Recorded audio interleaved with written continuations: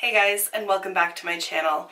If you've been following my monthly minis project that I have going on, then you know I have hit major pan on the contour shade in this Smashbox Mini Trio right over here. It's gotten to the point where it's difficult to get any of this product on my brush, so today we're going to go ahead and repress this powder, and I'm going to show you how I do it. Now I do want to give credit where credit is due. I learned how to repress shadows from Pretty Pistol 86 here on YouTube. I watched some videos of hers years ago, and that is the technique that I'll be showing you guys today. So if you like panning, depotting shadows, if you want to learn more about those kind of things, I do highly recommend checking out her channel because she has a wealth of videos on those topics. So again, it's going to be linked down below. But for now, let's get into repressing this particular shadow that I have here. Let's do this. Also, I can't believe I just finger gunned.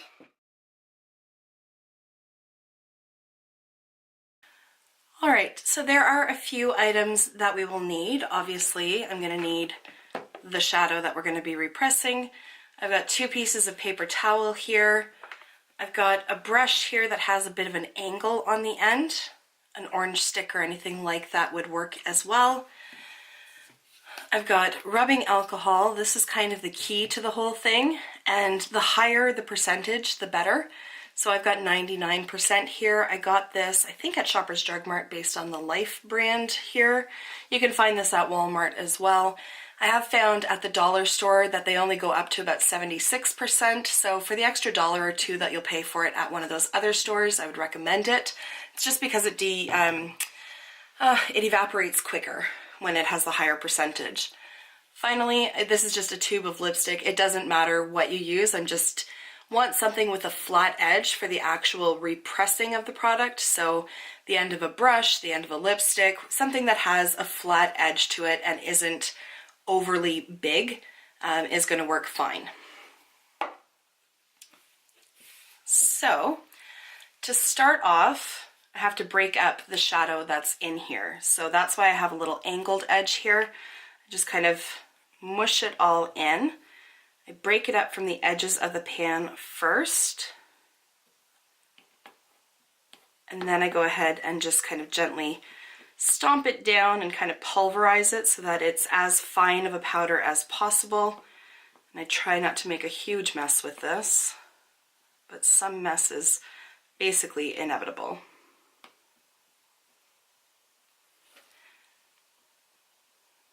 It's okay if there are some chunks in there, but you want to try as best as possible to get it as powdery as you can, because it's just going to help with the whole repressing situation.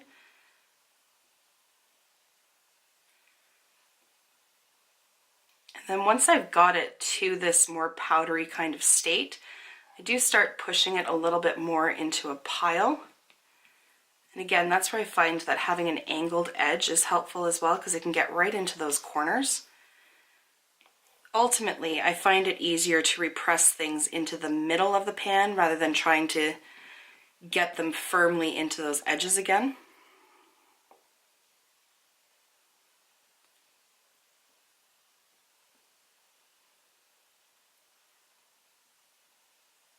All right.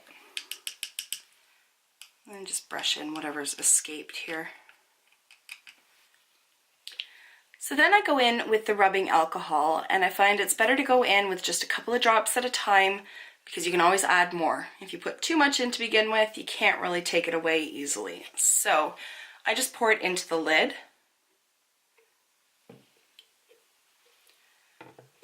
And then I kind of go just a few drops at a time. And then I mix it around, and basically there's no hard and fast science to this, but like if you see how clumpy that is right now and how it sticks right on to the end there, that is too dry for what we need. We don't want it runny, but you want to be able to mix all of the powder in there and almost get like a pudding type consistency, if you will. So I'll add a bit more.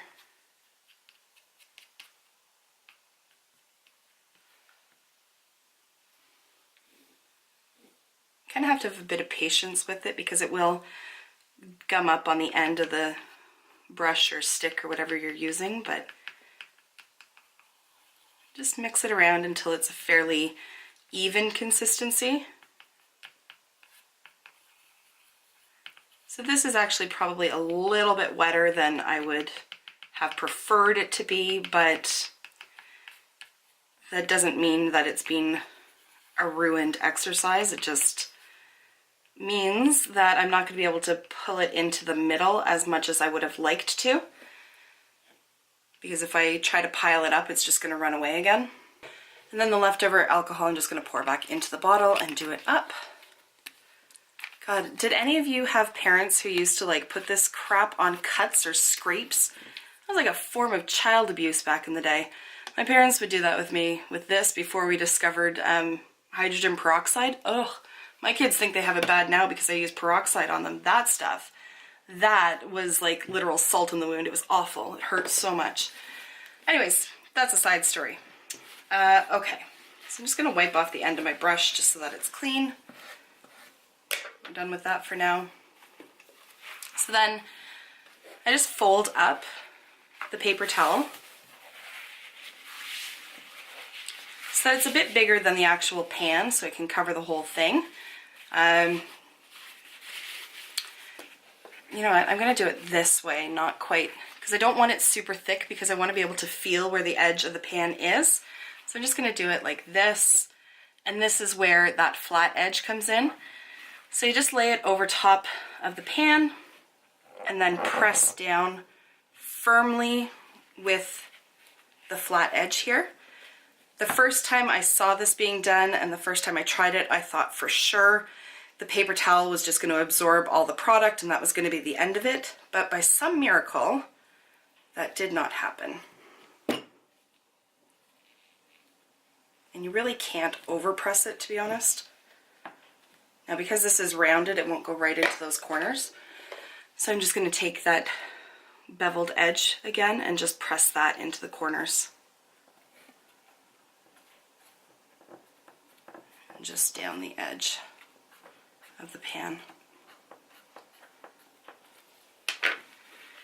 And just gently peel it up. So some has come off on there, as would be expected, but there's still a good amount left in the pan there, if you can see. So then you're done. Frankly, all you have to do is just leave it open. Ideally 24 hours, but honestly overnight is fine, especially if you use the 90% alcohol because it will evaporate overnight. And then in the morning, this is going to be totally good to go. I have used certain powders and repressed them multiple times using the same method and have never noticed a difference in the color of the powder or its performance, anything like that. So you can do this as many times as you need to. Because it ended up going all the way back into the edges of the corners or the edges of the pan, I may have to repress it again as I continue to use it. But the functionality is totally there, and now I'm going to be able to get my brush on it without any sort of problems. It doesn't damage the powder at all. The alcohol evaporates off, so it doesn't even smell bad or anything like that. Just leave it open out on your table, desk, whatever you use, and you're good to go. All right, guys, that is it. I hope you found that helpful, and I will see you in my next video. Until then, just be a decent human being. Bye for now.